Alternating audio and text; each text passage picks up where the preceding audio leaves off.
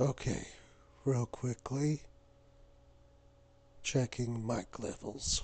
One, two, three.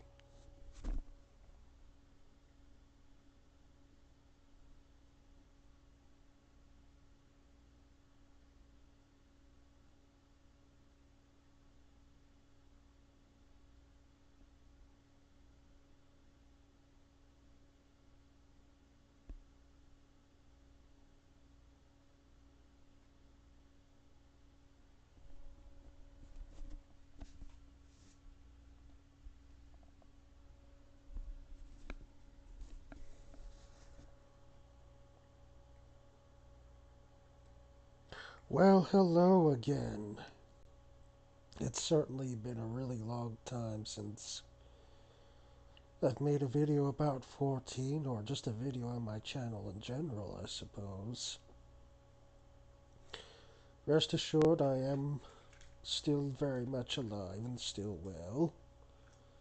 I have just been a little um, away from streaming for a long time, and this is due to a lot of um, matters with family and just more of like personal things and such. So, just that quick personal update for those who may have been subscribers to my channel or just passerbys to just kind of let you know what's been going on. But I'm in a much better, stable place now.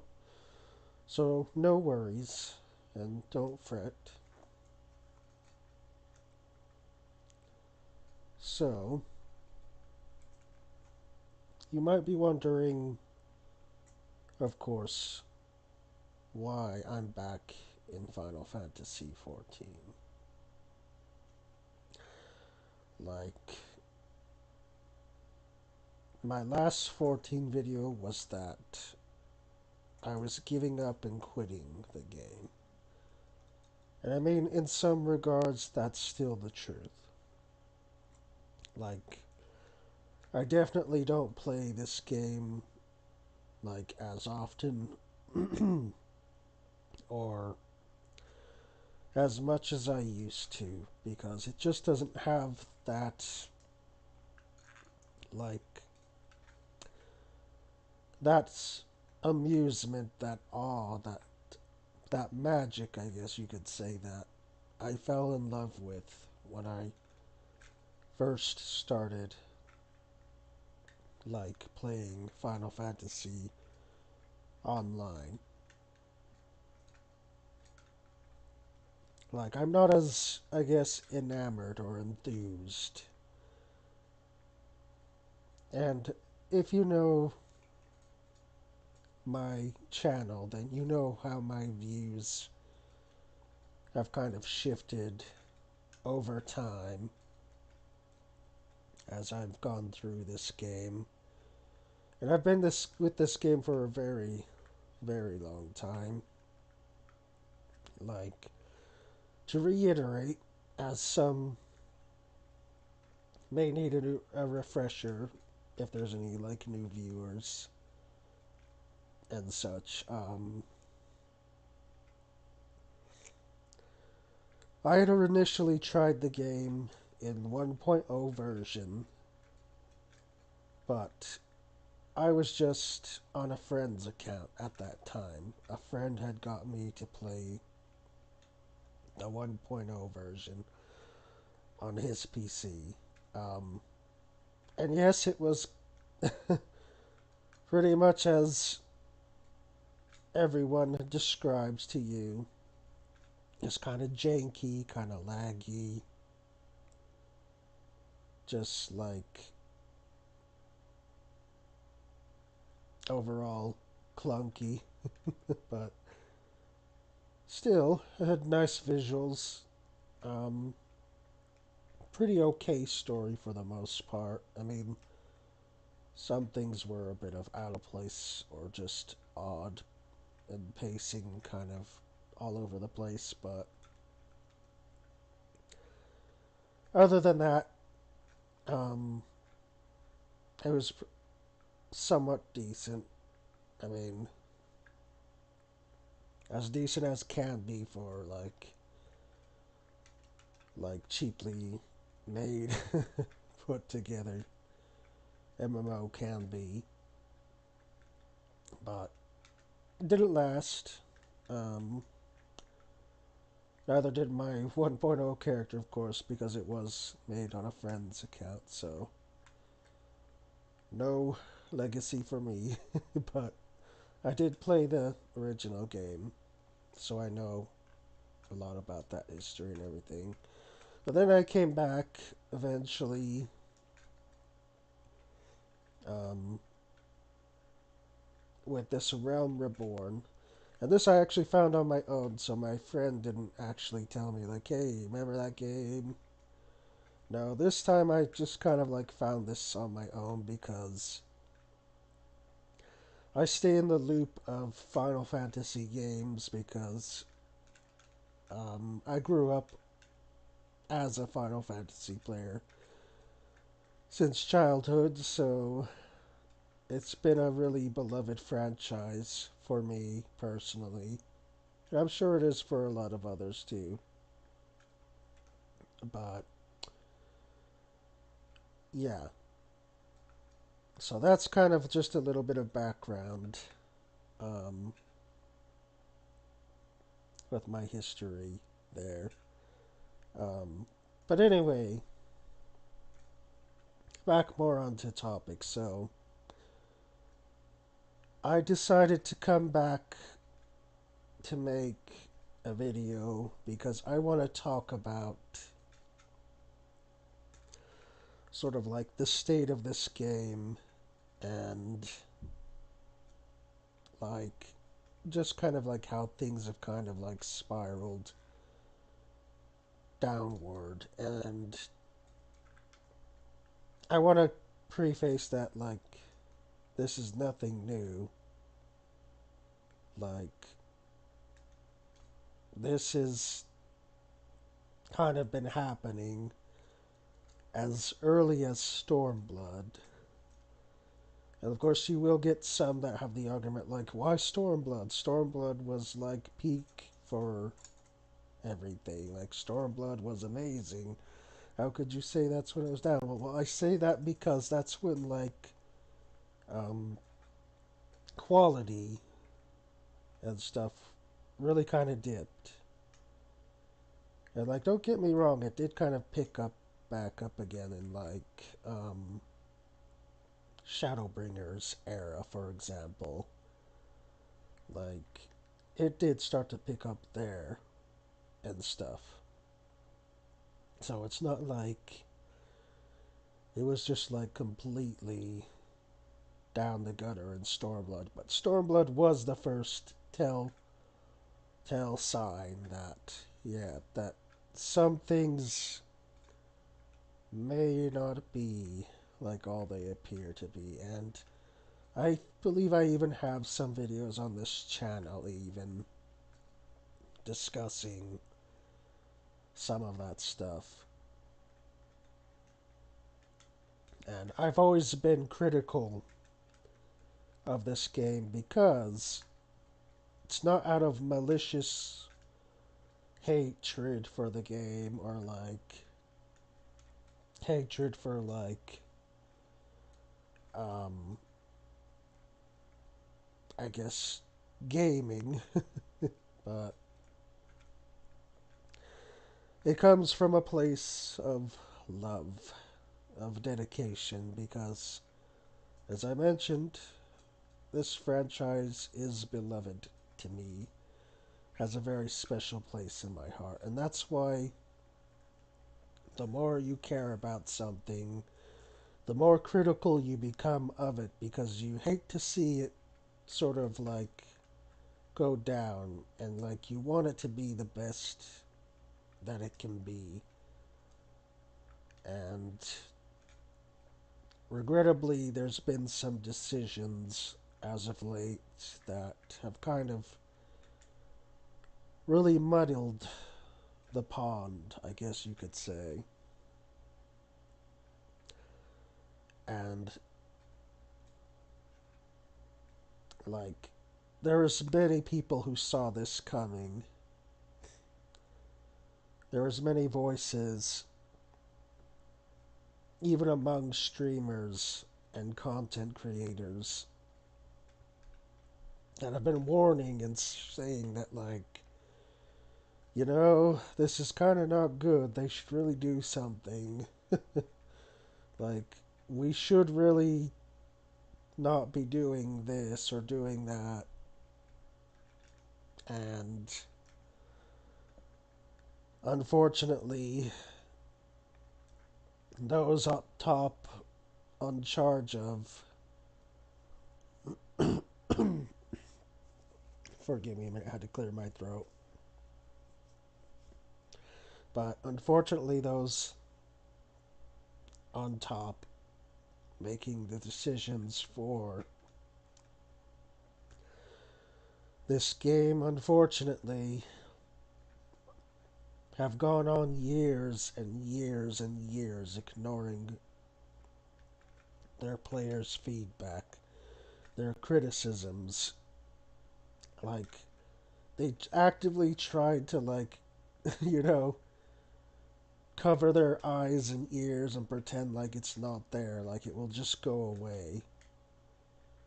And regrettably, that's kind of where we ended up today and are dealing with the current situation at hand.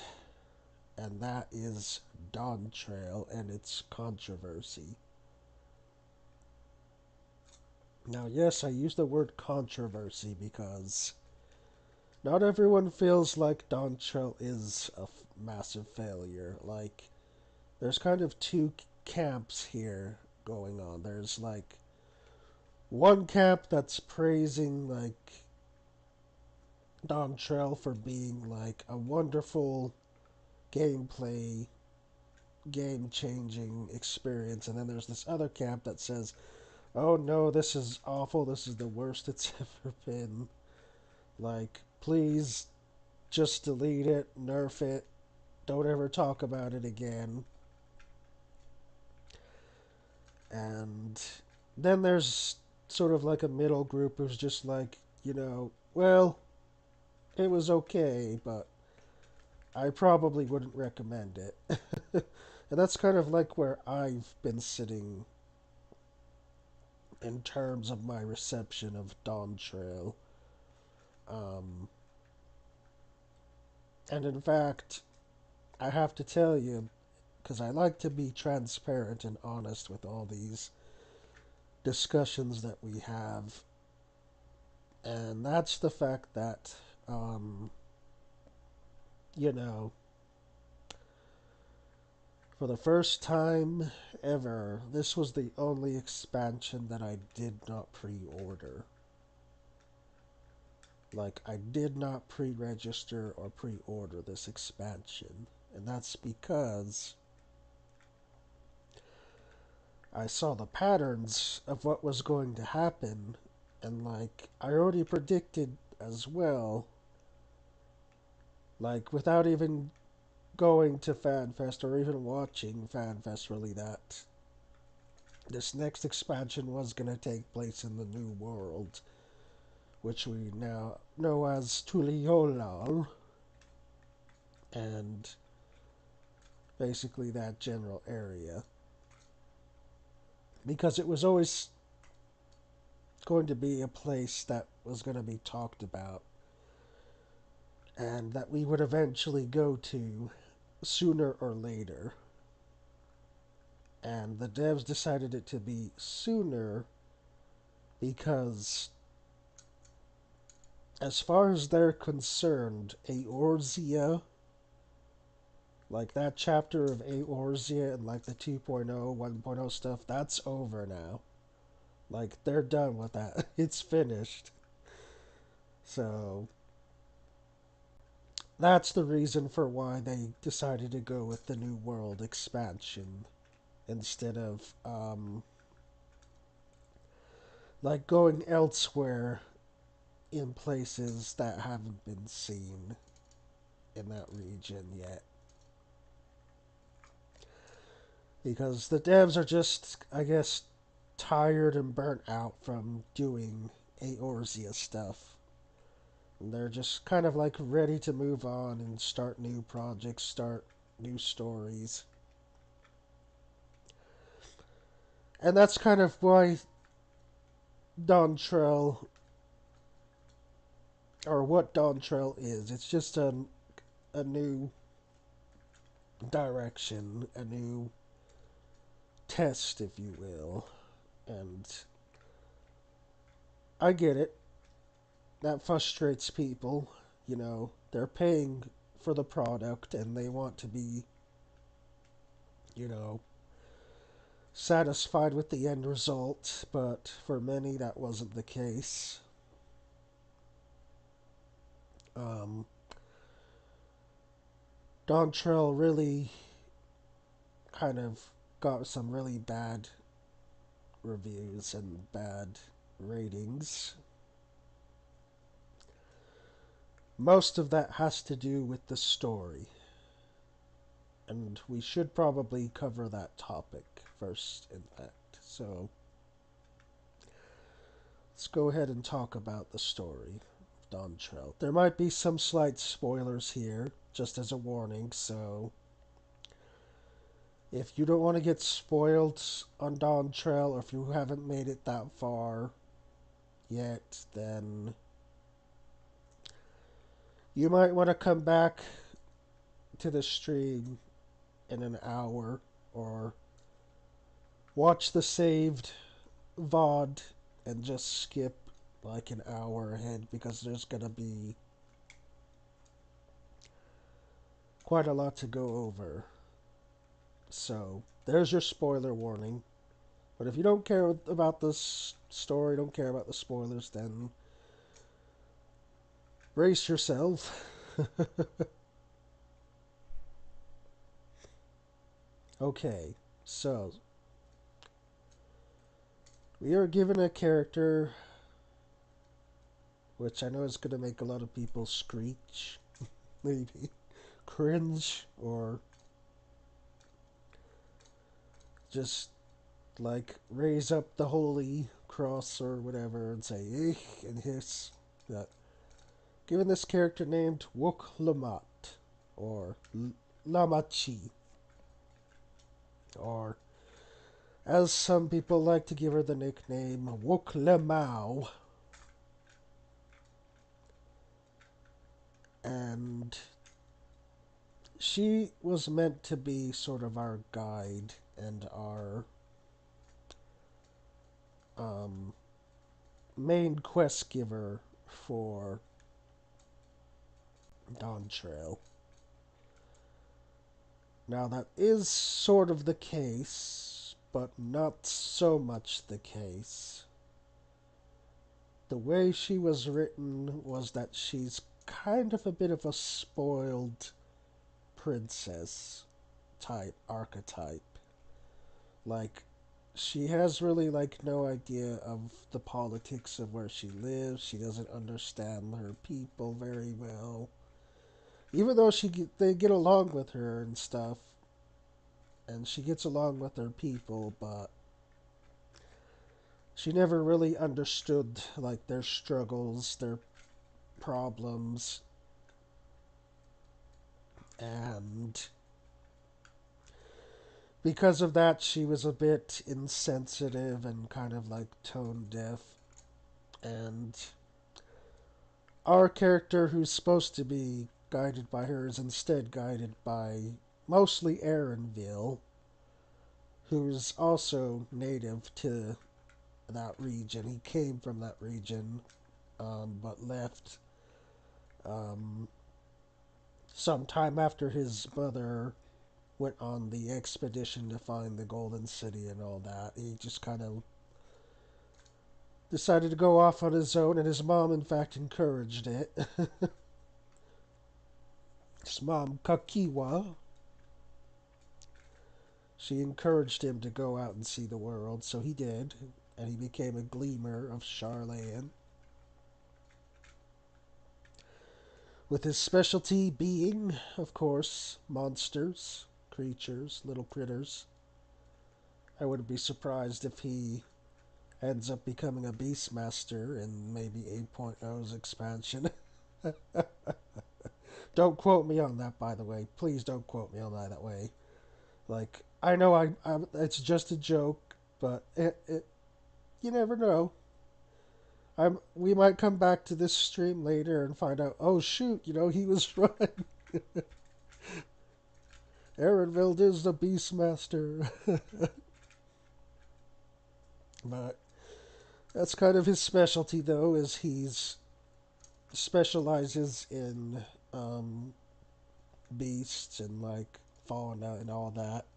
But also he has a little bit of like botanical sort of information as well. So he's a bit of a mix of both beast um, person and like botanical. So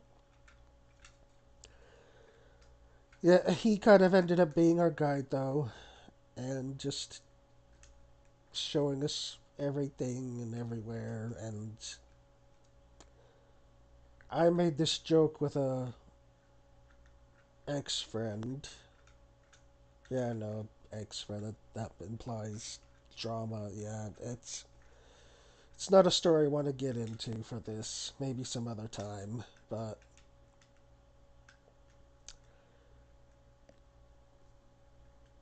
I would make a joke about that and say basically Lamachi is like the house cat that we just are made to babysit. We have to put her like on a little leash. You know, those kind of leashes that have like the zip cord on them that you just press a button. Yeah. That was the joke that I had. Is that she's just kind of on our leash and we're just dragging her along. Amongst other jokes I've made, but other jokes I've made probably are not appropriate for YouTube, so. But anyway, Ehrenwald ends up being the place of what Lamachi was meant to be originally.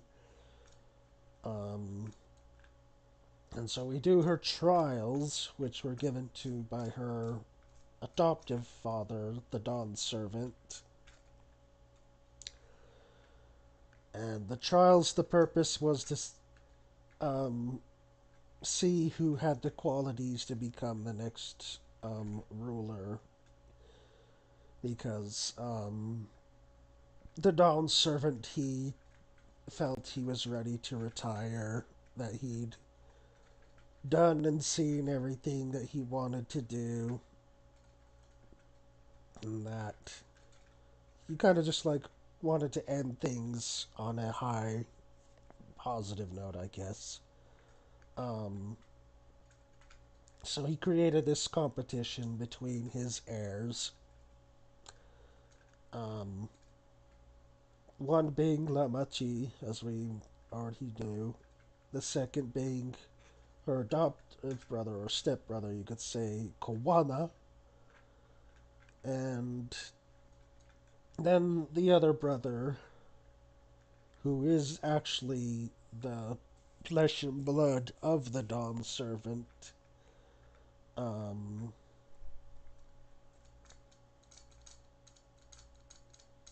shoot.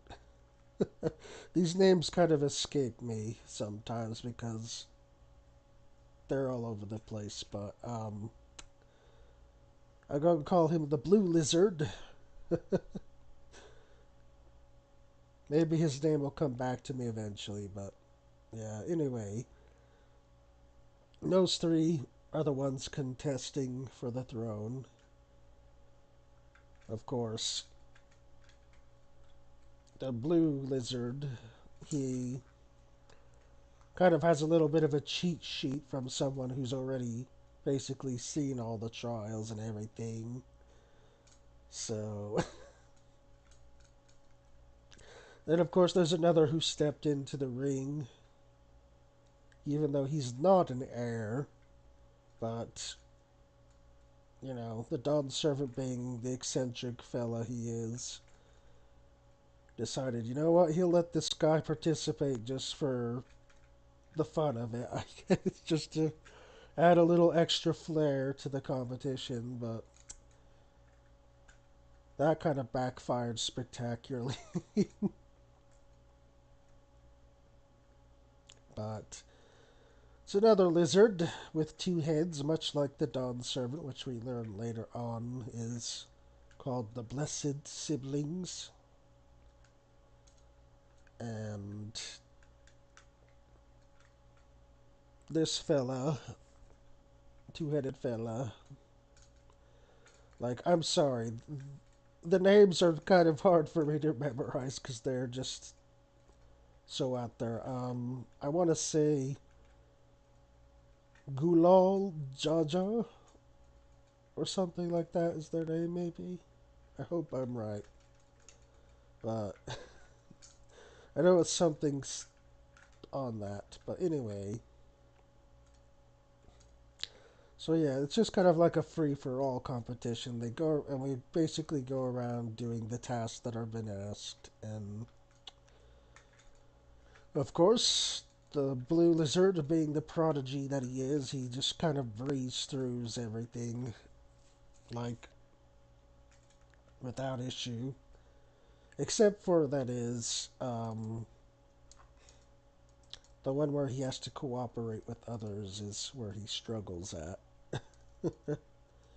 That's mainly because he's trying to be like a ruler that's rules by the force of might, and like where strength rules over weakness.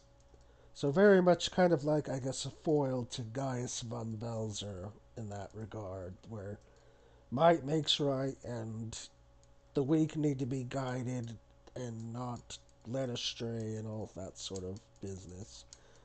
Very much the same thing for the blue lizard guy here. But then the two-headed guy, Gulo Jaja, um,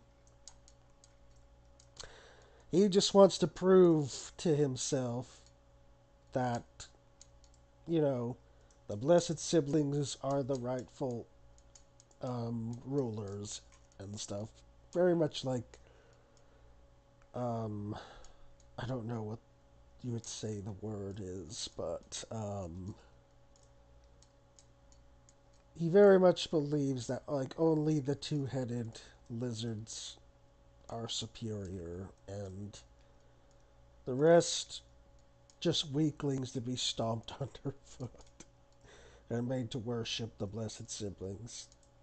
And that's kind of like how the character was raised, and unfortunately that's another problem with the way the story's written, is that originally Gulu Jaja was written as a villain, and kind of like a very cartoonish way at that. Like, I think that's kind of what turned people off slightly with his character, is that it's written so cartoonishly, but then like through the typical like anime trope, like, oh, we don't have to fight anymore, let's be friends. That happens. And yeah, I think that's what kind of made a lot of people mad as well with the story, is that this person that we were fighting, who was so despicable and hateable, ended up just being like a softie who was traumatized. And like, I get it, you know, I get it. Tragic things can lead to changing people's moral views on life and like change like how their outlook is on life. I do get that, but it doesn't really excuse his actions. And the fact that he was not even like punished at all in the slightest bit for what he did, like literally he unleashed a demonical entity upon the world that was sealed away and basically asleep, and probably would have stayed asleep, honestly, for like another 1,000 years or so. But he woke it up, and it was not happy, started causing havoc, doing damage, and terrorizing people.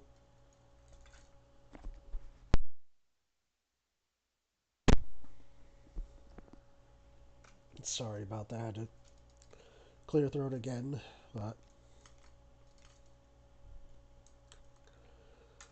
yeah, the character, though, yeah, he just committed a lot of crimes. He really shouldn't have gotten like a redemption arc. He should have been like sentenced to like community service or like prison time at least. But nope, not in this story.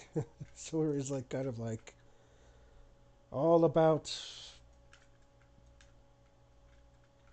sunshine, rainbows, and happiness. No despair, no joy. Or sorry, no hate, but the latter part of the story is where the darker things come in, and that's why I think opinions kind of shifted in the latter half of the story. And so let's kind of go to that. So yeah, after the contest is concluded, we kind of go our separate ways from Lamachi for just a brief period. We go with Aaronville because Aaronville said like, "Hey, you're an adventurer, so let's go out on a journey together. I can show you my hometown, and we'll explore the rest of Tulial together." And we're just like, "Oh, cool, Aaronville, let's do that." So we're kind of doing that, but then some sci-fi stuff starts happening. Some random storm happens, and then like there's this giant orb over where Aaronville is trying to take us, along with like some kind of like cowboy shenanigans in between, because we're in like a western, old western style civilization, which is funnily enough something that was started by Kawana, the other brother.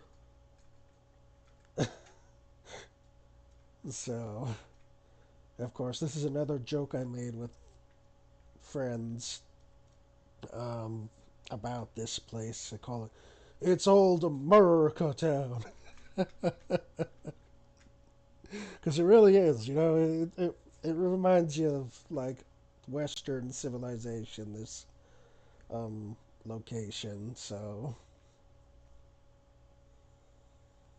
And, like, even in this location, they use, like, a lot of words that are from, like, the Native Americans and stuff. Like, there's one location called Sha'olone, which I'm probably butchering how that's actually said, but from my understanding, that's um, kind of as close enough to an English pronunciation as we can get. But yeah, there's like lots of that, and then there's like another thing, Hetswatwe, and all that sort of stuff. There's like a lot of um, Native American like phrases and like folklore in this region. So yeah, and that's the good reason why this place is why I nickname it Good America. So like it even has like an old saloon and like old jailhouse too. So it's just funny. But yeah, so that happens. Then Tulialos, of course, is attacked by this sci-fi robotic army invasion, which is perpetrated, of course, by the Blue Lizard guy. Oh, there we go. Now his name came back to me. Zoralja. Zoralja. So, yeah, Zoralja, the Blue Lizard, comes back, but he's different somehow. Attacks the city, causes terror, damage, destruction. Bad guy shit. And then, unfortunately, a character is made to resign. And then we have to go on another journey with Lamachi, which not very many people were happy or thrilled about. But, yeah. Lamachi makes a return, so we go back to the dome. We're with Aaron Vale still. Um, go inside this area, which he was originally taken. The area is just kind of like completely changed. Like the landscape, everything has just been transformed, and the sky is just like constantly stuck in like this thunderstorm. And then we learn that there's a civilization from another shard that was capable of travel through space and such. Which I know a lot of people thinking, oh, is this Alligins again? No, actually, this isn't actually Alligins, but funnily enough, it's relating to our good old pals, the Ancients.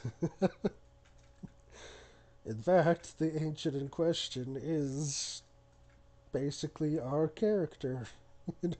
Well, not our character specifically, but the main protagonist of the story.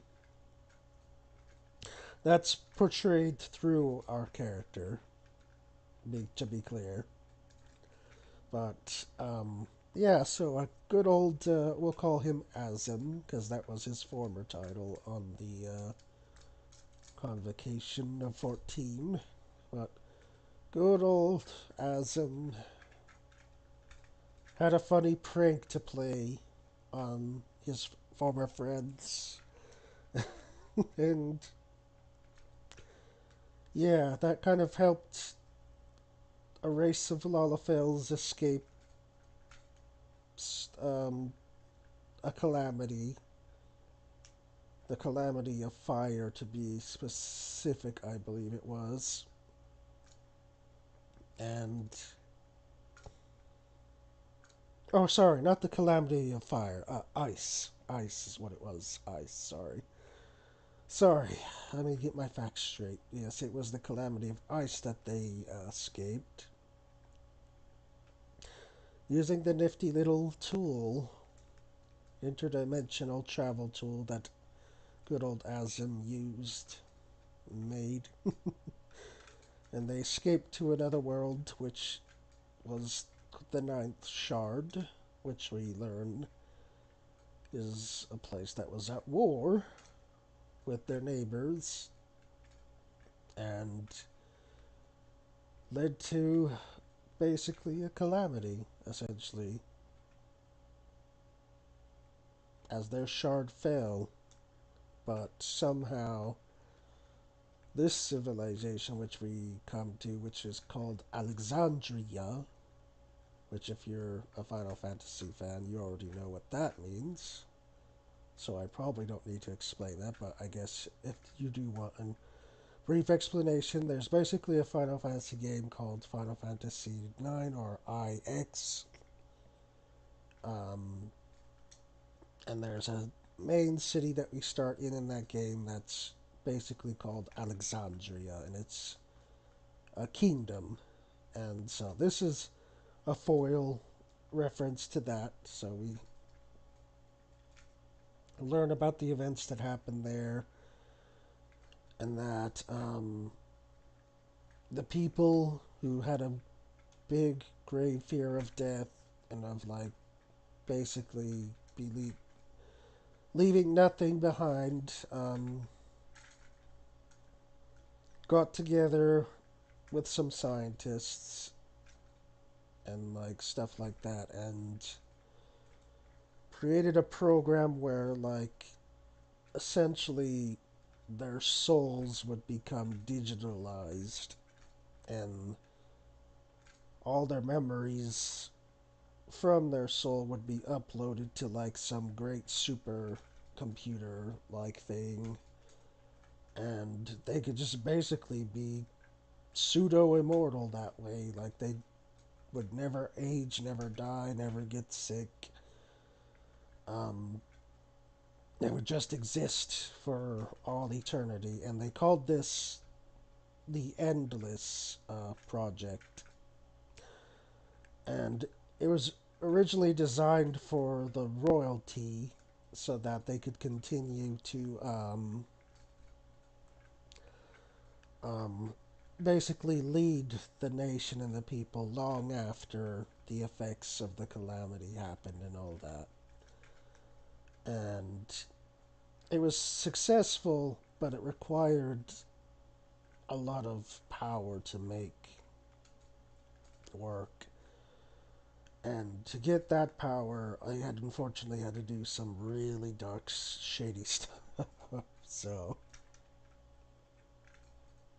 and I mean, they were doing other shady stuff behind the scenes as well, which we learned later, like human experimentation, bestial stuff, which all that research accumulated into what we now discover is these inhibitors that they put on their head, where they can essentially absorb souls, and those souls kind of like combine with like their own soul, and yeah, they're like able to become like twisted forms of themselves, or like gain like superhuman strength or abilities.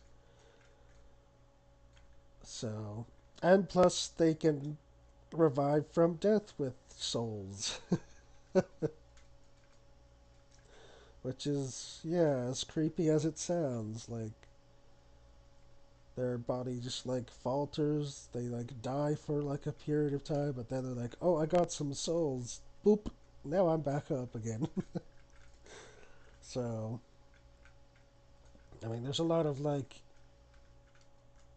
probably arguments to be made about the morality of that, or religious context and stuff, but yeah. And so that's what I think changed the reception of the Dawntrail story. There was the fact that we get all this sort of dark history background, and just figuring out the mystery of this Alexandria and its people, and we kind of confront the architect of all these horrible things, which ends up being this young guy who was a prodigy as a kid. But the kid, he was dying. Man, like, talk about, another traumatic character, right? We already got Zoral's job, but now they amplified that with another. This person being named Calyx. And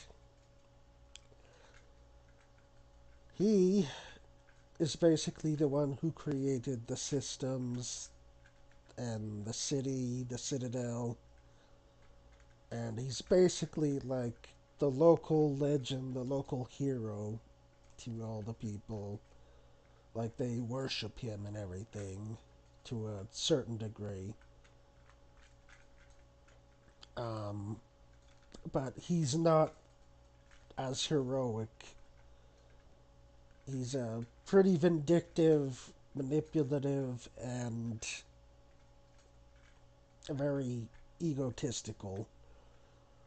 And so that's where we come in to challenge him. And yeah, the people don't like that so much. Like, they still, even years later, have the fear of death and what would happen. So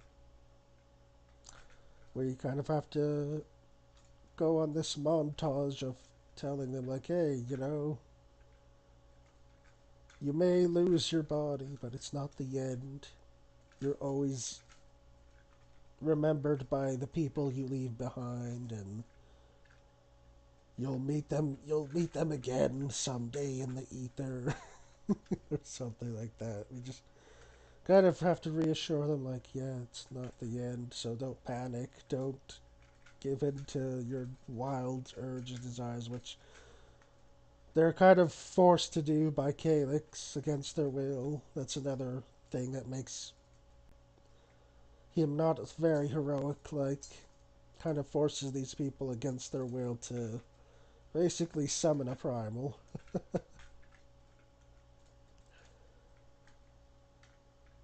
And we deal with that. And that's how Dawntrail basically story ended is, the Alexandrians, Tulialo chapter we did revisit again for Koana. He got a little bit of character development and closure, I guess you could say. This was a nice little segment to learn about, like, who Koana was and how he became who he is. And now that he kind of like figured out the truth of his family, he can be a better ruler alongside Lamachi for his people. So that was a nice little conclusion for Koana. As for Zoralja, well, I'm sure you know how all things go with villains, so don't think we need to dive too deeply into that topic. Other than the fact that apparently Zoralja had a secret son. Somehow, he made a deal with this researcher lady who was like very seriously devoted to him, like on a creepy level, stalkery level. But yeah, he made a deal with her in exchange for doing what Zorelja asked. They basically exchanged genetic material, let's just put it that way. And yeah, and the lizard child was born, but upon the revelation that um,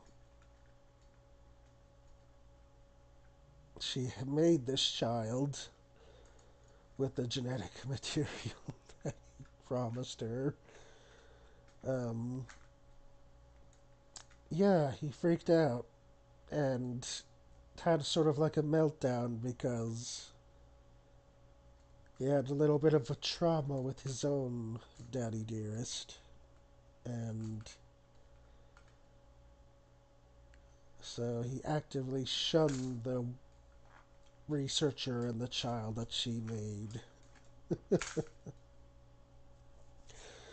Like, yeah, I know a lot of people are gonna say they sympathize more with the mother and the child, but you gotta understand, like, the mother didn't really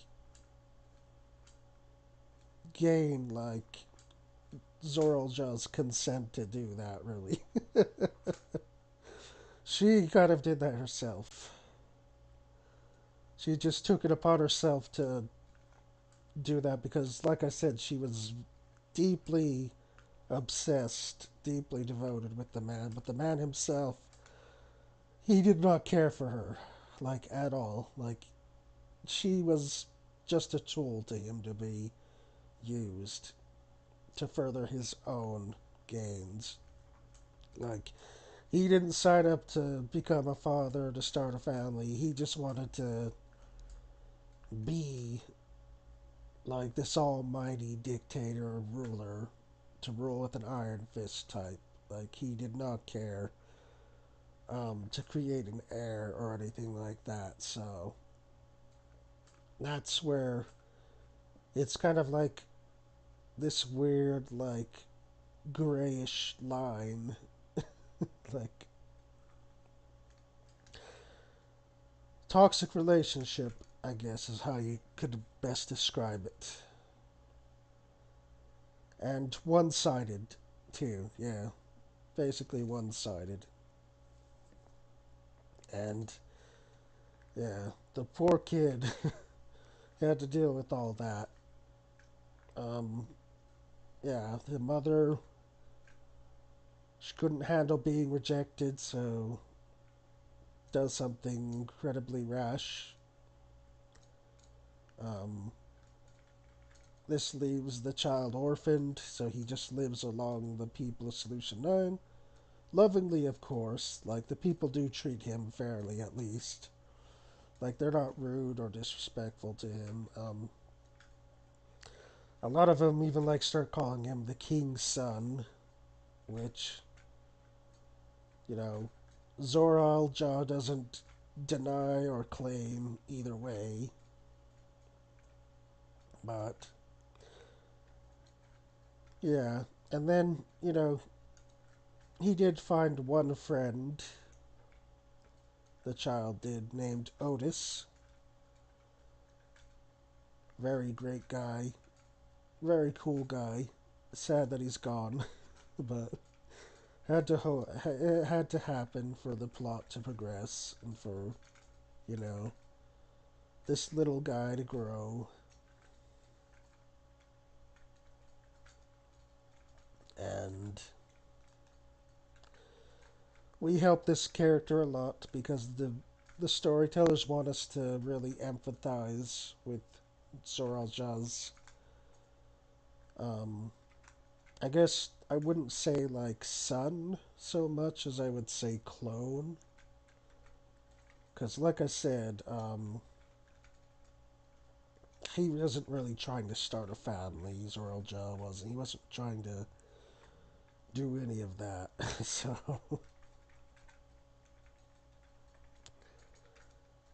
and plus, cloning is a thing in Final Fantasy XIV, as we know.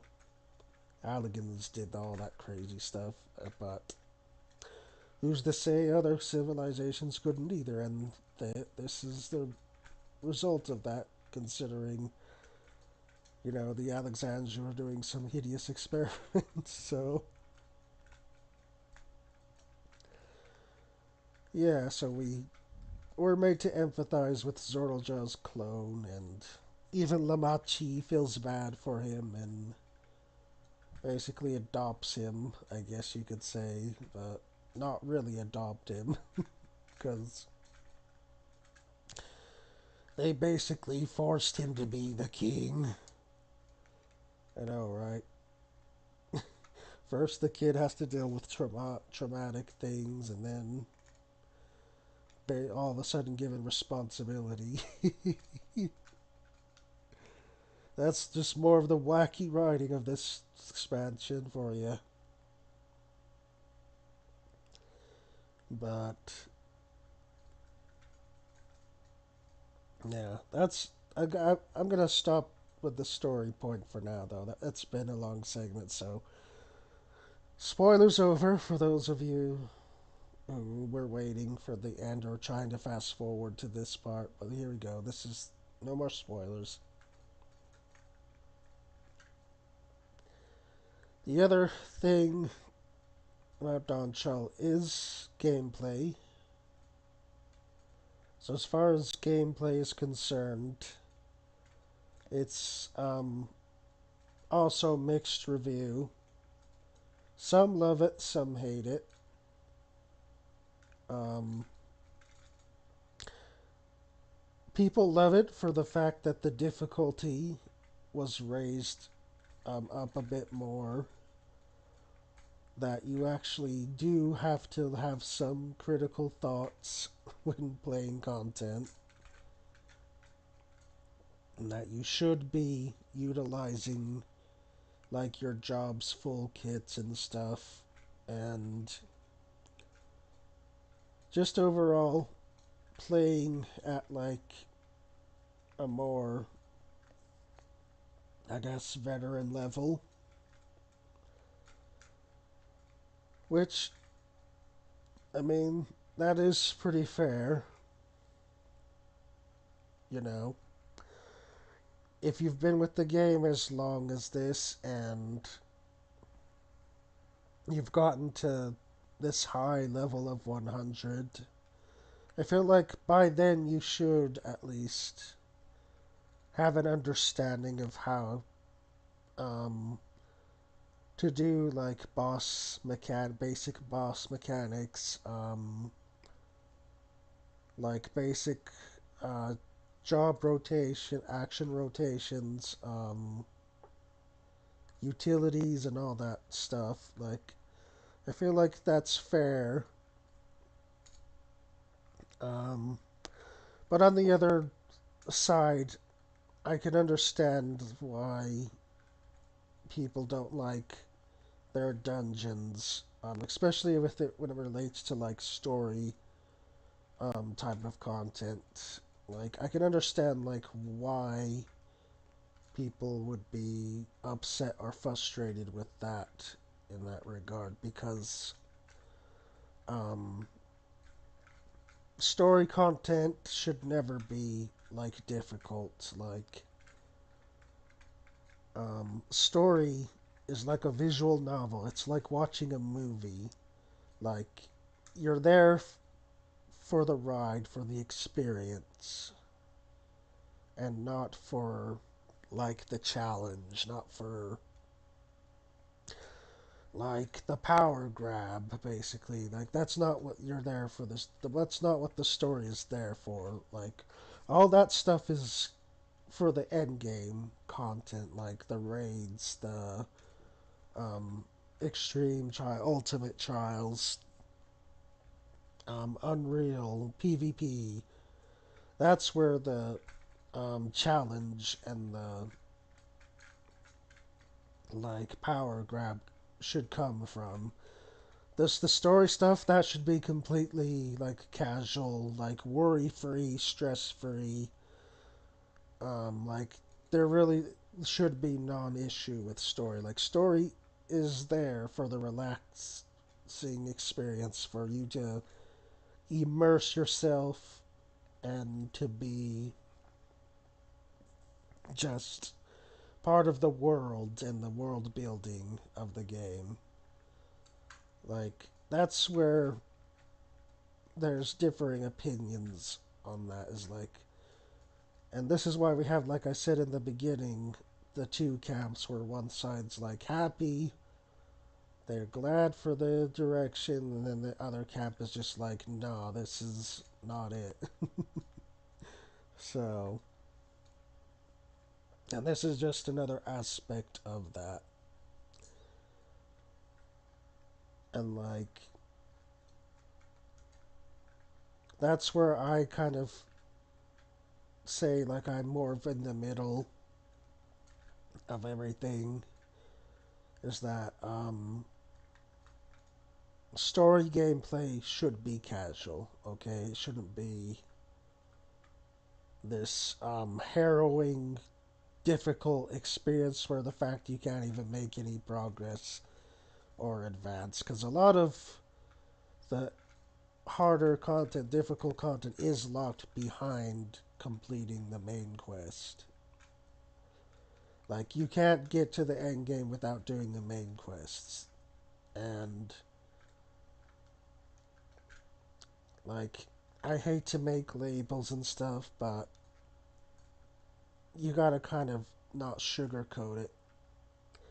Especially with the way the state of the game is currently. Um, Basically, the toxic elitist type of players. they're the kind of players that feel like the game should be catered to them and only them. And unfortunately, that's not how this game is gonna succeed. And like, this game is very casual oriented, casual pilled, if you will.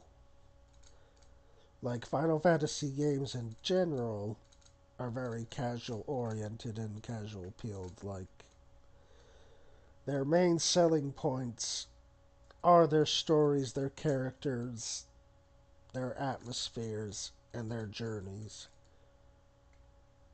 And basically mini games and just the humor and stuff in between. Like, Final Fantasy is not on the level of Dark Souls and like Demon Souls and all that sort of stuff. It was never meant or intended to be that way for this game. Like, I'm sorry if that upsets people or might hurt their feelings for me to compare or say that, but it's the truth. Like, it is. It's the truth. That's not this kind of game. And then if you're really wanting that type of experience, then I would definitely recommend other titles that fit the bill for that. Because this game is not that kind of MMO. It's not that kind of RPG. Like, it never was, and it probably never will be. Like, they even made a couple attempts to make it that way, and as you can see, those attempts failed. Like, they tanked, like, massively, to the point where they had to close them down or just, like, make them into mobile sloppiness. So, that should be telling you who the target audience really is here. And that's one of the other topics I want to bring up here in this stream before we close off and give final thoughts and everything. Is we need to talk about the target audience of this game.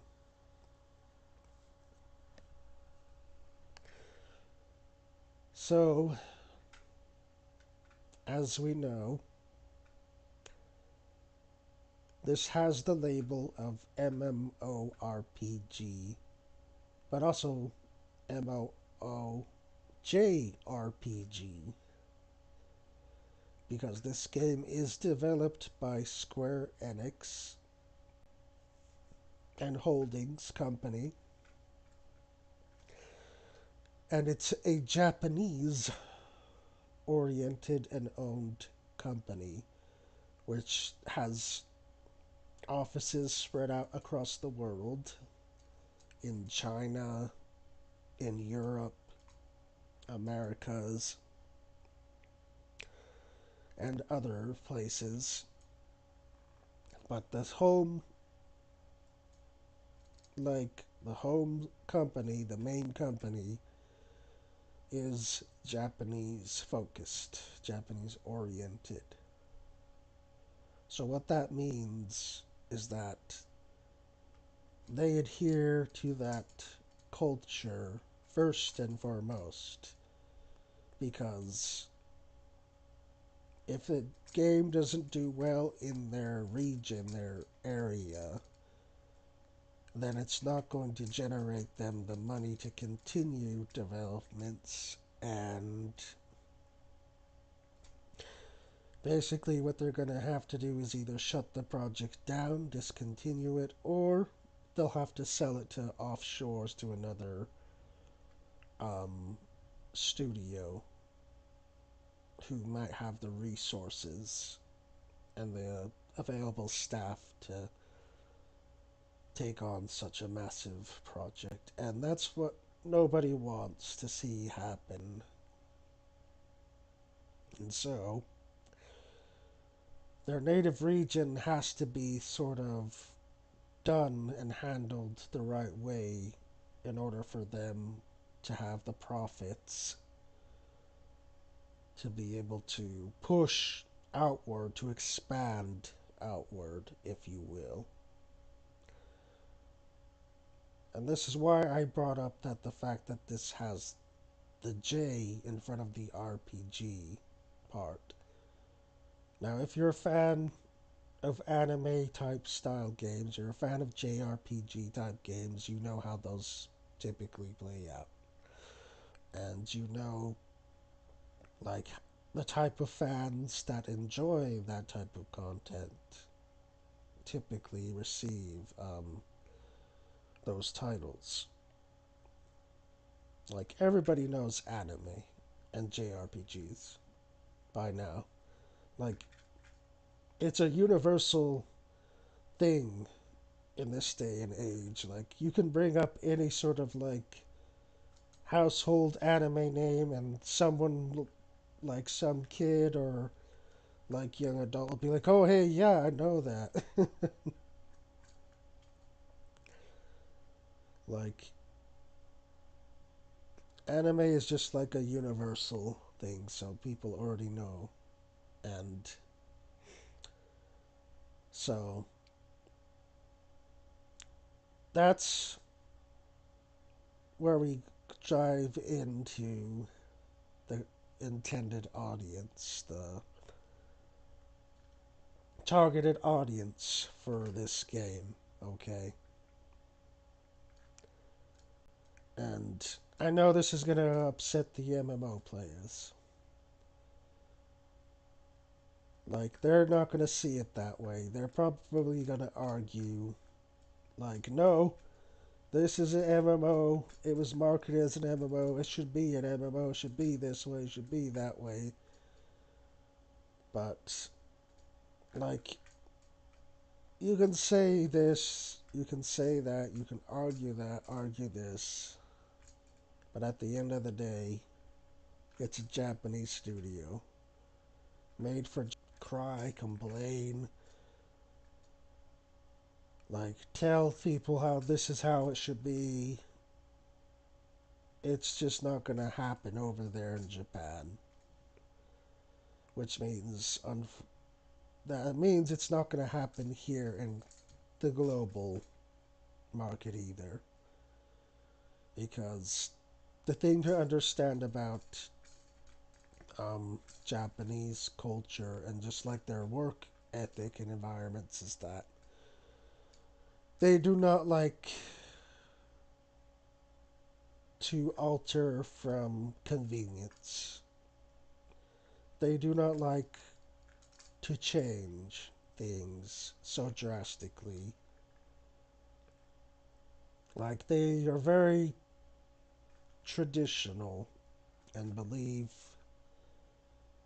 that things need to be like within the bounds of their ways. And that if you're not doing that, then, you know, you're just wrong. And they're just not going to take you seriously. And so that goes, like, really back into the feedback that I brought up earlier as well. Like, how they're just kind of, like, closing their ears and eyes to, like, all this player feedback that they've been given over the years. Like, they've kind of turned this blind eye, and that's because of, like, their culture, their ethic in work and stuff. It's because they changed so drastically. They're like, like you are okay. They will tell you, okay, that in the public spaces of Square Enix, they're silent for the most part. Okay, like you might get like one or two that are outliers who might say like toxic or mean things. or even make death threats. Like, this actually happened, okay? This actually has happened a couple times. Like, there have been Japanese players who's made, like, actual death threats against developers and the company, okay? Like, there's even one extreme case where, like, someone was, like, showing up with potentially, like, a bomb threat. So, believe me, you, it's extreme over there with the Japanese player base sometimes.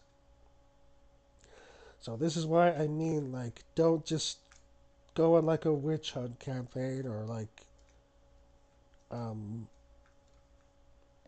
go against like the Japanese people, because it's not. I can assure you, it's not them. Like, they have just as much criticism as we do towards Final Fantasy XIV.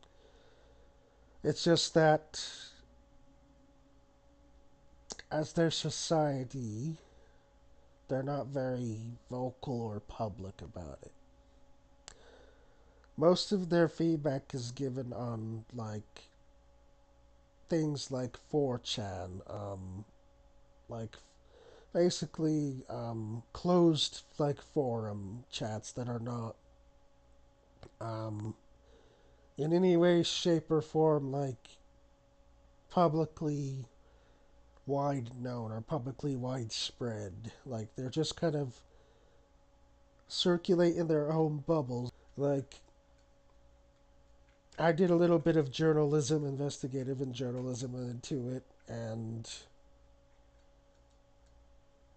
man, they're pretty they're pretty cutthroat. um, like, they do not mince words. Let's just say that.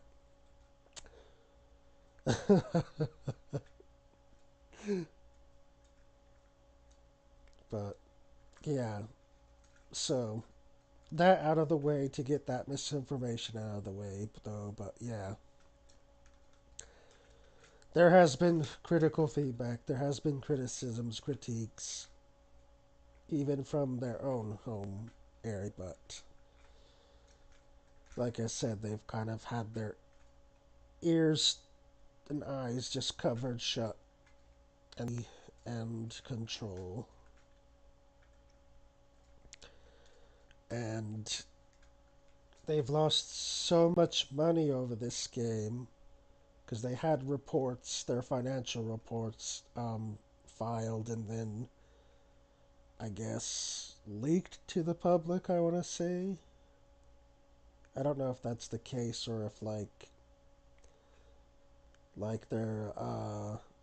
their business bureau or something over there just posts it for the public, for investors' sakes, I guess. I don't really know how that works there, but their financial reports came out and it was not good. Especially for the online division of Square Enix. It was not very good. And in fact, there was an investor meeting, and one investor came out and said that they're concerned. They're concerned about the future of not just this game, but other titles that are in development or being worked on. Now, when investors the one being concerned, that's when you know shit has really hit the fan. Because if an investor is telling you, hey, I'm concerned, then yeah, it's not good. So, that coupled with the dip in subscriptions, there's been outside sources who've done censuses, who've collected data, and yeah, we have taken quite a bit of hit at players here. Like, so many players have dipped out. They may return, because here's another meme that we have here in Final Fantasy XIV is that, oh, I'm gonna take a break. I'm gonna quit and take a break. So they quit and take a break, but then they're back again the next cycle, and it just kind of repeats over and over and over. Like, that's the cycle of this game. It's like people come and go, they come and go, they come and go, come and go. And usually all it takes is just like one simple thing that gets pumped up and advertised through the roof and shouted through the rooftop, where it becomes like sensational, I guess you, and trendy, and it trends, I guess. And that's all it really takes, and then people are like, oh, okay, well, that actually sounds pretty good. I'm going to come back and log in. I'm going to resub. Oy vey, man. Like, you think we've come this far technological and science as a species, but yet our logic and reasoning still needs a bit of help. Yes, I know that means I'm throwing a little bit of shit at myself too, but you kind of have to. You gotta kind of laugh at the situation a bit. But yeah, so, and on that note, because things have kind of spiraled out of control and gotten so far gone, um, the content creators that are left for this game are kind of just fighting for dear life, really, because nothing seems to be sticking for them in this game anymore, and they're not generating as much as views as they used to or had hoped they would gain.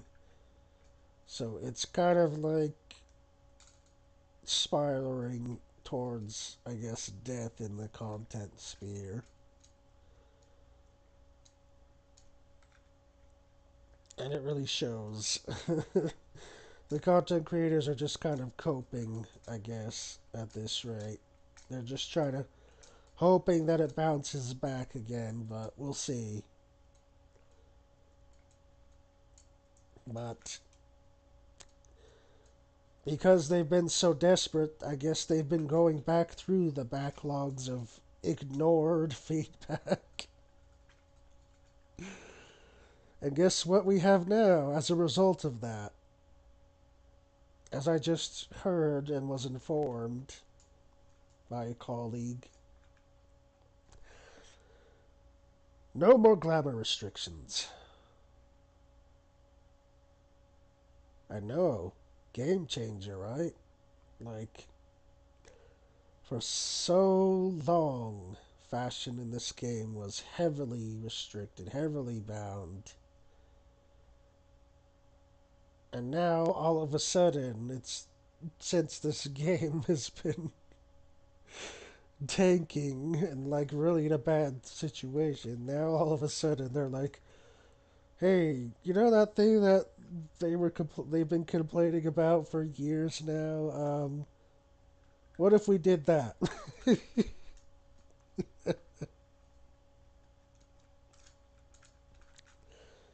And well, now here we go.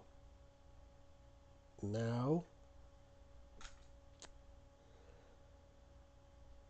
now we can see that they're getting pretty desperate to make something happen, to actually rake us back in.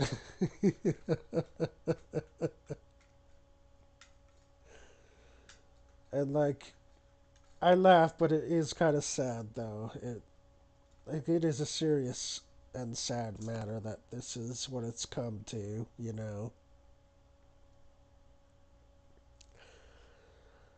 Like, if they'd have just done like some of this stuff like very early on, And I can still think of many, many things more they could still do. But if they had like done this stuff like from like very early on, then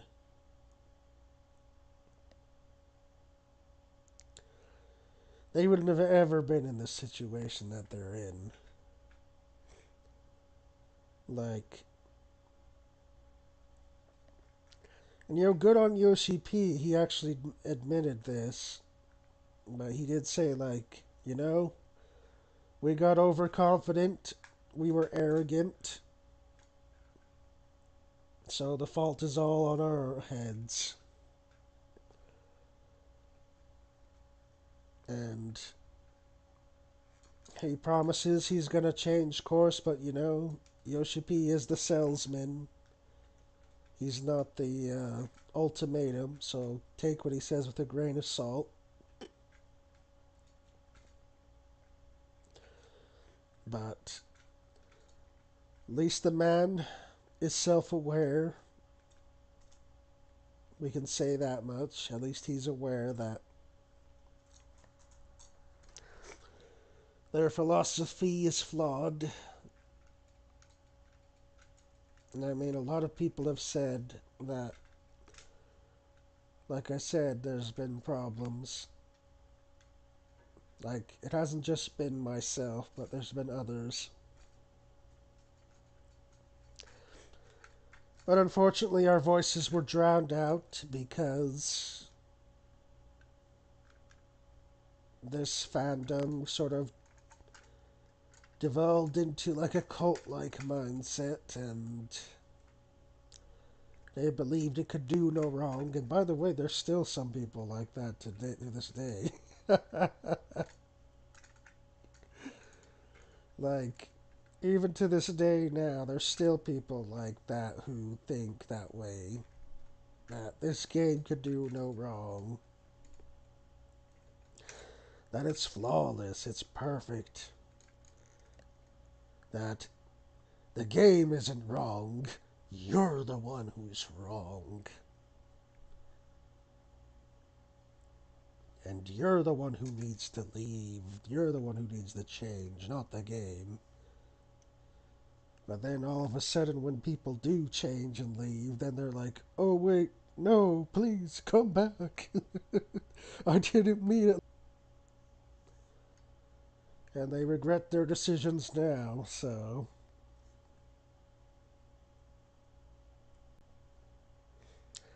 And let's just hope, I guess, moving forward, that they do actually take in greater consideration, like player feedback and what really needs to be done to earn player trust back, because the community is as divided as it's ever been, and the numbers, like not just financially, but the player count itself is very telling of the state that the game is in. Don't let anyone else try to tell you otherwise, because there's a lot of bad actors out there who are still like kowtowing to Square Enix and still trying to milk for a sponsorship, basically. Like, don't let those people deceive you or fool you. Like, the numbers are out there to disprove them otherwise.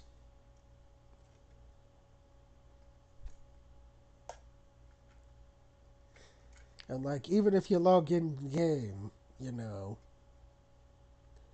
really see it. Like, you'll see that things are not as active as they once were. So, I'm really hoping that with this change to the glamour, and with changes to UI and other things, that this is a sign that they are going to listen to their players again for once. Because they haven't really listened to us since basically the 1.0 fiasco. That was like the last time they listened, and as a result, we got A Realm Reborn, which on this channel, as I've told you, has been one of the best times and the best thing. And rightfully so, there were some things that were a little awkward and just kind of poorly designed, poorly implemented, but it was definitely a change for the better, A Realm Reborn was.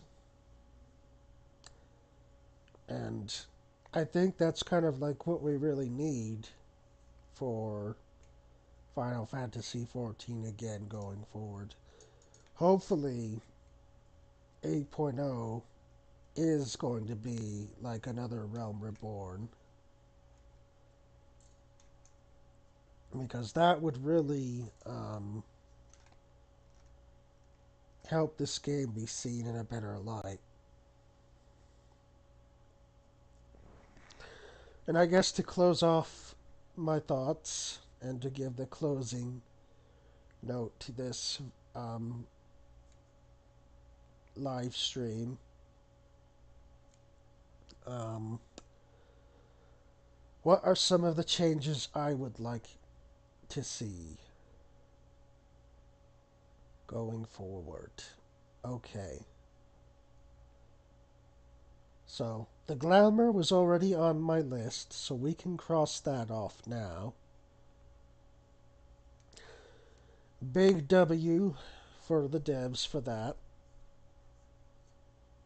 Though, I do hope that they work on the gender restrictions more on with that as well. Like, diversity is not the enemy, but it's the exception to the rule.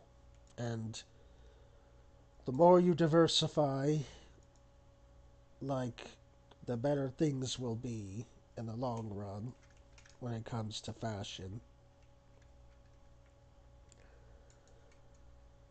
Um, the other thing is the housing system.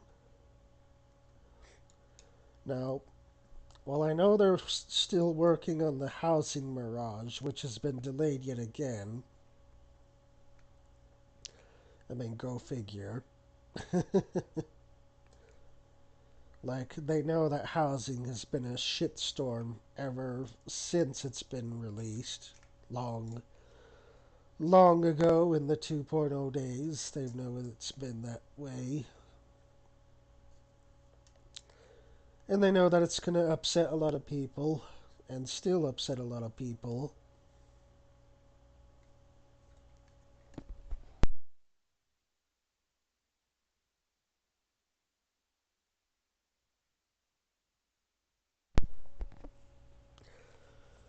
Apologies.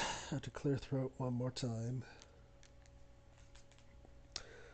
But the housing system, I believe that it should just have a complete overhaul, to be frank with you. Like, they've tried everything, and nothing they've tried sticks. Nothing seems to work for them.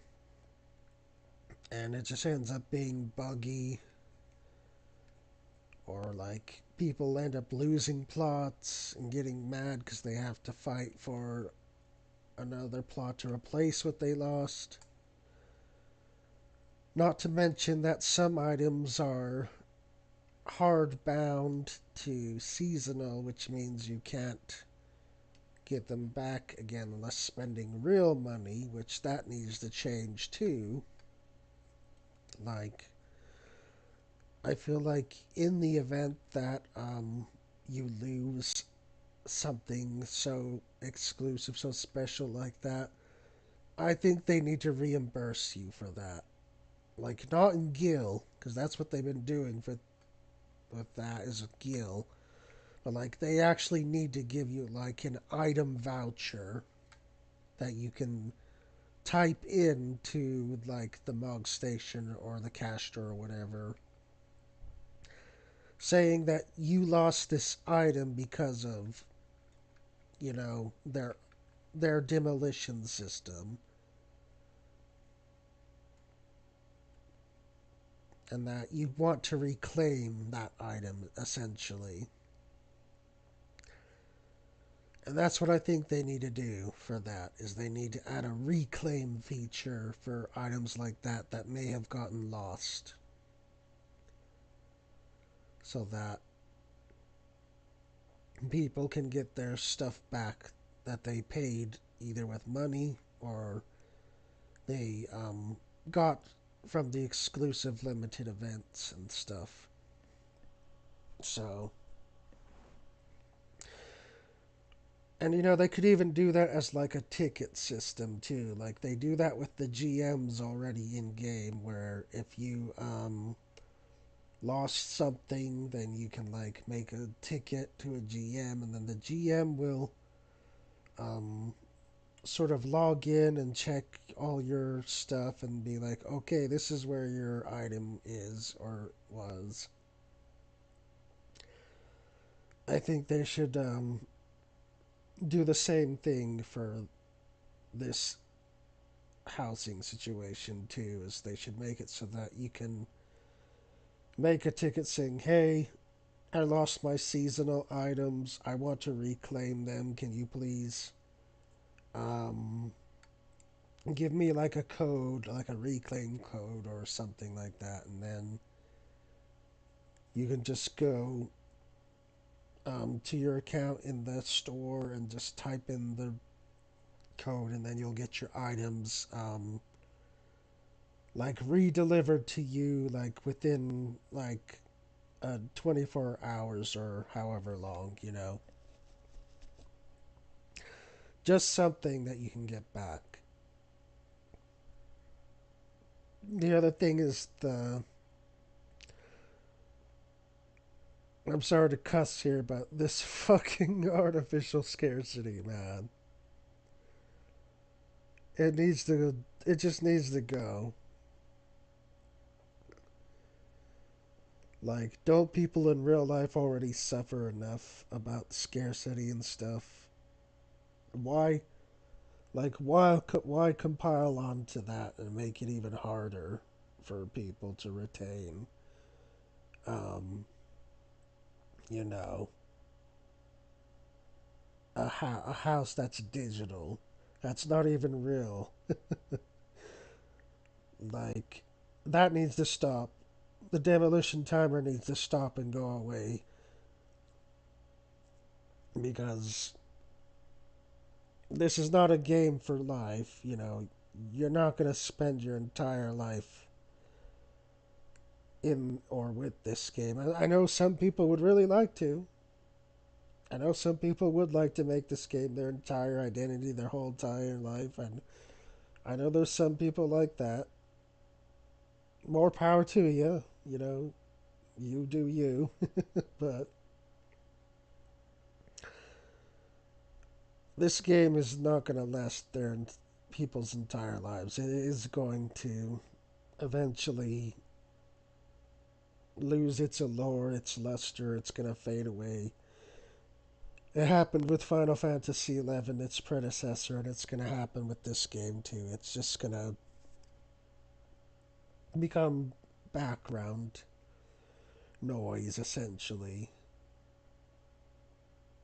So, the fact that they make something so meaningless, so um, like arbitrary, like be this thing that is scarce and like has an expiration date is just really stupid. And all that tells us is that they're greedy, okay? All that tells us is that they're greedy. That's all it's about. This demolition taper is just Pure sheer greed. Not done in good faith, not done in goodwill. Like, and the scarcity is just another lie they tell you, another myth. You want to know how I know this? It's because I've said it before in my other housing video. They can generate instances like at the drop of a hat. Like we get an instance every single, we get several instances, in fact, in every new expansion. New zones, those are instances, and they divide those into three now too, three separate instances. They give us an in room to like bigger cities that we visit. That's an instance too. So with all that going on, you cannot sit here and tell me that they can't provide a house for every single player. That's permanent at that. Like, pull the wool away from your eyes for a minute. Open, like, clean out your ears, clean your eyes, please, and tell me that you're not that gullible to really believe that they can't give a house to every player, because they can. They just don't want to. Because they chose greed over basically good reception from players. Like if they had the good reception towards their housing from players, you can bet you this game would be doing a lot better. Like not just the glamour thing is a good thing, but if they did the housing thing along with that, oh man, you would see the numbers start to really spike up in this game. From the casual perspective, that is. Hardcore perspective, I don't really know what else they could do for that, honestly, because they basically kind of given the hardcore players like everything that they could possibly like need or want. Even solo challenges too, like hardcore players can do solo challenges with deep dungeons and like the Criterion variant dungeons, for example. They can do solo challenges that way. Like, um, I don't think that the hardcore players are suffering here, really. Now, they're complaining about their rewards, like the rewards that they can claim. They get titles, they get exclusive mounts, sometimes exclusive gear, like. But that's not enough to them, I guess. They want more. I don't really know what more they want, because what we got for rewards is, besides all those things I just mentioned, are hairstyles, like music, emotes, um, uh, those frame things now too, I guess. Um, like I really don't know what reward they're trying to claim. I don't think they know themselves, to be honest with you. Like I don't think they even know themselves what reward they're trying to like gain from hardcore content anymore.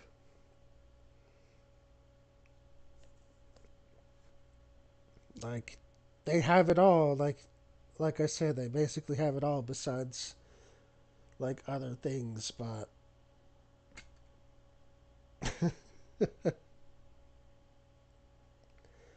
that's a completely different topic. And I do want to try to like finish things off now with this video, so. But yeah, the housing, it's one of my biggest wants is that they change it, that they make it so everyone can have a house, that it doesn't get demolished, that they don't lose anything, and that basically everyone can have whatever size plot they want. Like, they don't have to fight with other players and wish and hope that RNG shows them a mercy. Which, by the way, the lottery system, that should have hard pity, too. The fact that they didn't think to add a pity system just again shows you how greedy they really are and how much they want you to just keep suffering this benign system because they have no solutions to offer you or sell you. Even though there's one that's been staring them in the face the entire time, like I said. They just don't want to. They choose greed over that. But if they do toss the greed out and do give everyone a house any size they want, instanced, then that will help their numbers a lot. Um, and the story, of course, they need to reevaluate that because it's not a good look when your story is labeled as controversial or like dull or bad in any way. That's not a good look for a game that's an RPG title, especially JRPG. Like, it's not a good look to have your story be labeled controversial or bad in any form. So, hopefully, they do not let that writer who did Dawntrail back into main story. Keep them where they belong, where they're best at. Keep them whatever content they were doing before because clearly main stuff is not their strong suit, and that's putting it politely. Um, they don't have Ishikawa or Koji anymore, sadly. So I think that's also part of the reason why the story didn't succeed as much as they had hoped it would. Though supposedly a rumor in the pipeline says that Ishikawa did commission a song for the story, that she did kind of oversee things slightly, but apparently it wasn't enough to where players would be satisfied. So, um, yeah. It seems to me that Yoshida or whoever is writing, sitting down writing main story, needs like a refresher. They need um, they need like some inspiration to go from instead of like copying and pasting things that exist or have existed before, you know. And one of those things that I would like to say that I'll bring up with story is the villain. When they give us a new villain, um, they should make the villain be someone that's actually a villain. Like, no tragic backstory, no sympathy points, like, no sympathy points garnered, no redemption arc. Like, just straight up bad guy for the sake of evil, you know? Like, they need to bring that back to us. Like, no redeeming qualities and nothing of that sort. They just need to give us a bad guy who's really just a bad guy that we can hate, despise, revile, and that we just want to sock him in the. That one guy from the Whirlit quest, They did a good job with that with him. With Teleji, did also did a good job with that. I would say Ilberd too, but I mean, there is some way to empathize with him. Unfortunately, he's still a piece of shit, but like he is serving a purpose to like help his people out from the oppression that they're suffering. Like he is doing things with a like semi noble purpose in mind. Like he's not just doing everything for himself, but he is trying to like free his homeland. So unfortunately, I can't live put Ilbert in that camp, but um, Asahi, the Warlick guy, Valence, that's what his name, Valence, yeah, Valence,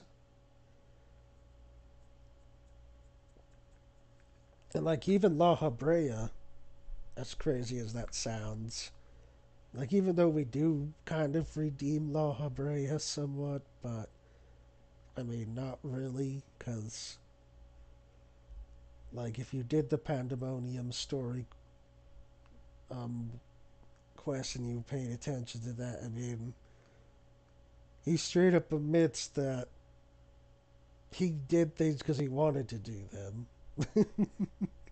Like unapologetically, he just did them because he wanted to do them. He didn't care like the consequences that would happen. He just did them. So, and like it's just funny why they were trying to like force us to like forgive him or something in that quest line where he has this like dialogue. He's like, you get to say like, no, you're not him, or like, yes, you are him. And I'm not gonna lie, I basically on my character I said, you're not getting out of this, buddy. You're still guilty as hell for what you did. So yeah, like they need to cut that stuff out. They need to not do that with villains going forward. They need to give us a real villain in this next story, and I hope that they do that with this next story that we get for the next expansion, which we're going to be getting a glimpse of here real shortly, within a month. December is the next patch for everything, so we're going to probably get a little short glimpse of possibly what that villain may be like. If not the villain, then um, we'll like kind of meet who our next like crew is going to be going into the next quest line. At least hopefully. I mean, they might also pull like another void story thing on us too, like they did with Zero and stuff, which that would be kind of terrible. Like, like nobody really asked for that, and that's basically just filler, essentially. I hope that's not the case, but given what we've learned about how they didn't get rid of Mr. Calyx, that's usually a sign that we're not done dealing with Alexandria or possibly Tuliolo yet, unfortunately. So there's a high chance that we may be bracing for another filler until the next fan fest is out there, whatever that may be. I think they've slated it for February or March, I want to say, of this coming year here. So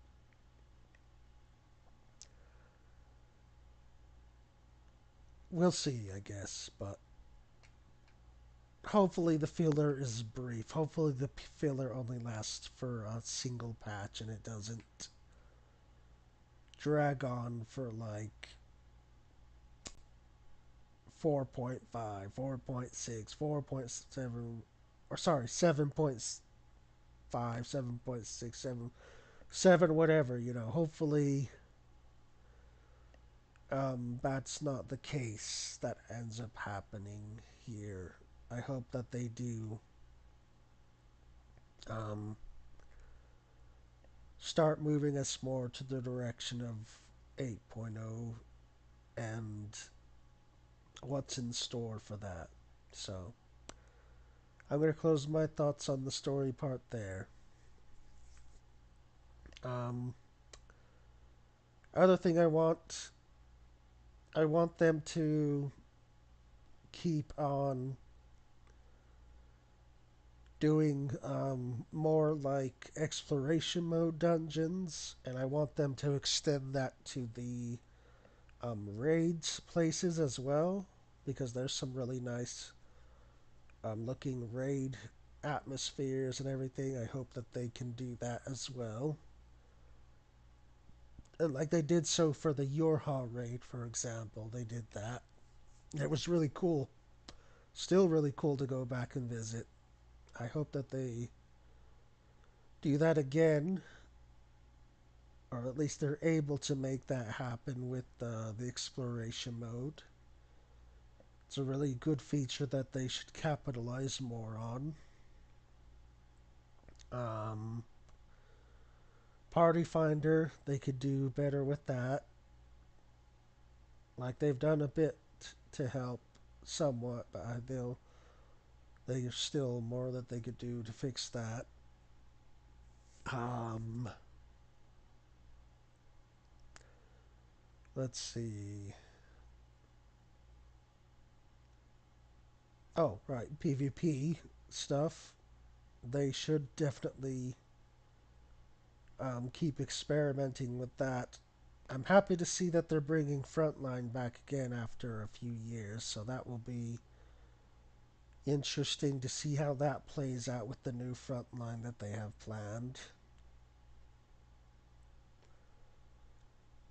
Though it's possible it just might be another copy and paste of what's already existing, which will be unfortunate, but it would be par of the course. Of course, the planetary stuff is still happening. It's not as interesting, really. It's just more of the same, just craft, tuna and stuff, and rinse and repeat. So, guess it's nice if you just want like a little quiet activity to do for like 5 minutes while you're listening to like a video like mine or something, or like putting on like a movie to watch or something, I guess, on another screen or something. I guess in that aspect, it's nice for that. Um, the Beast Tribes, I hope that they do more with those as well. Like, they're kind of like